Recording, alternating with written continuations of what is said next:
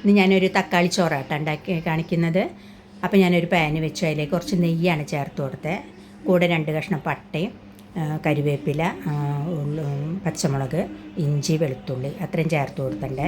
അതൊന്ന് റോസ്റ്റായപ്പോൾ ഞാനൊരു സവാള അതും ചെറുതാക്കി കട്ട് ചെയ്തിട്ടിട്ടുണ്ട്. അപ്പോൾ ആവശ്യത്തിനുള്ള ഉപ്പ് ഞാൻ ചേർത്ത് കൊടുത്തു കേട്ടോ. അപ്പോൾ നല്ലോണം ഒന്ന് റോസ്റ്റായി വരട്ടെ കേട്ടോ. അപ്പോൾ നമ്മുടെ ചാനൽ ഇഷ്ടപ്പെടായിട്ടാണോ എന്താണെന്ന് അറിയില്ല, ലൈക്കും പിന്നെ എന്തെങ്കിലും അഭിപ്രായമൊക്കെ ഉണ്ടെങ്കിൽ അറിയിക്കണം. സുഖമില്ല കേട്ടോ, അപ്പോൾ അതുകൊണ്ട് സംസാരിക്കാനൊരു ബുദ്ധിമുട്ടൊക്കെ ഉണ്ട്. അപ്പോൾ എന്നാലും ഞാൻ വീഡിയോസൊക്കെ ഇടുന്നുണ്ട്, എല്ലാവരും കാണണം, സപ്പോർട്ട് ചെയ്യണം.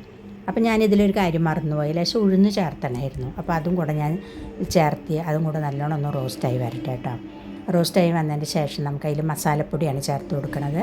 കുറച്ച് മുളക് പൊടി, ഇത്തിരി മഞ്ഞൾപ്പൊടി, മല്ലിപ്പൊടി അത്രയും ചേർത്ത് നല്ലോണം ഒന്ന് വഴന്ന് വന്നതിന് ശേഷം നമുക്ക് തക്കാളി ചേർത്ത് കൊടുക്കണം കേട്ടോ.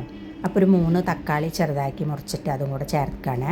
അത് ചേർത്ത് ഞാനത് ഇത്തിരി വെള്ളം ഒഴിച്ച് ഒന്ന് മൂടി വെച്ച് ഒന്ന് വേവിച്ചെടുക്കുന്നുണ്ട്.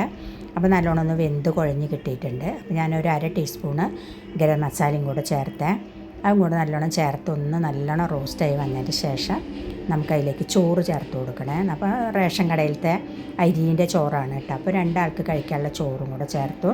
അപ്പോൾ നല്ലോണം ഒന്ന് മിക്സാക്കി നല്ല സൂപ്പറായിട്ട് കിട്ടിയിട്ടുണ്ട്. അപ്പോൾ നമ്മുടെ തക്കാളി ചോറ് ഇവിടെ റെഡി ആയിട്ടുണ്ട്. അപ്പോൾ എല്ലാവരും കാണുക, സപ്പോർട്ട് ചെയ്യുക.